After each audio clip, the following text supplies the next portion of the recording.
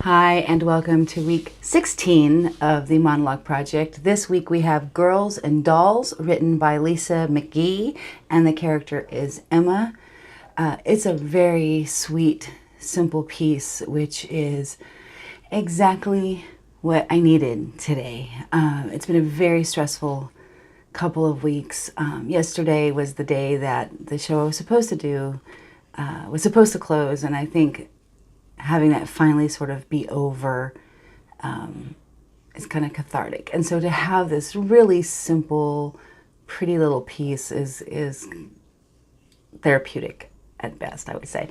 So that's it. That's a big challenge. I was just a big old bummy face, and I needed soft pretties about birds to make me feel better. So without further ado, this is week 16, Emma from Lisa McGee's Girls and Dolls.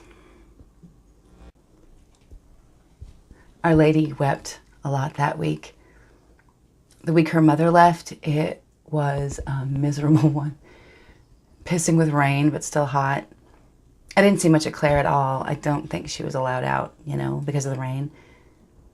Then I was tidying up my room, pushing things into my cupboard, and I stopped to look out a window. And there she was, sitting at the railings at the bottom of the street on her own, just sitting there. She was wearing two different socks. I mean, it was obvious they were different as well. One was red and the other was yellow. I went out to her. I had my father's coat with me and I held it over both of our heads.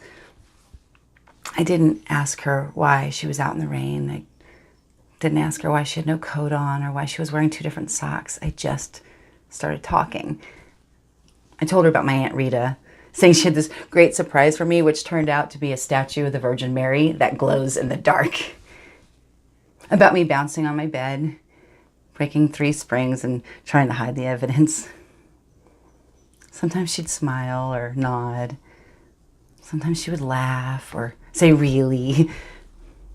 But I don't know if she was listening.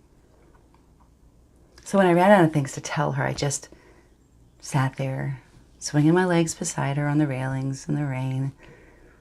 But then I saw what she'd been looking at on the telephone wires above the street.